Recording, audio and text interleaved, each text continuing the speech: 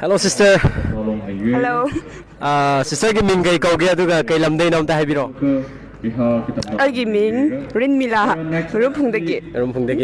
Okay, sister gi dressing si am phaje. Aro sister gi dress am ta breakdown to biyo. Aduga maman se kai kai no kya kya pi ge habju me am dam ta haibiro mo. Agi dress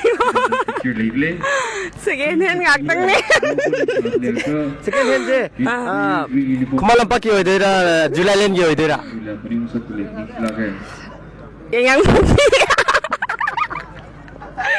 Tuesday market masih ay khaja buat le aduna sister namta dress ki she ne have dam ta habiro to maman galuna namta habiro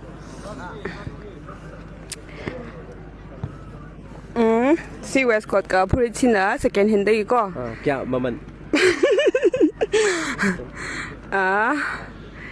50-50 Mom yam rich ba?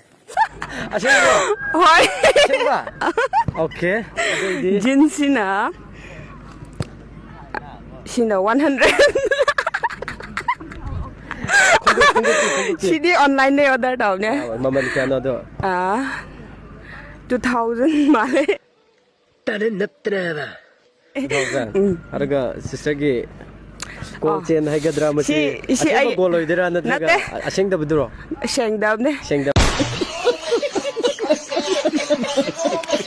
bra aduna kya ta ge sina savana da gi Hello Kitty ne ko price ka hagiro mo price 250 yeah okay am ti nuai re am ti smana ma'am am ti yeng biyo yeng bada ko look sam taba second hand noir su second hand man daba dugumba yamna fajaba dress subaina dress su am khanba heiba male sister se adu yam noir re sister ngasi subaina sports thengna se sports se kamain tawge nuai bro hoi nuai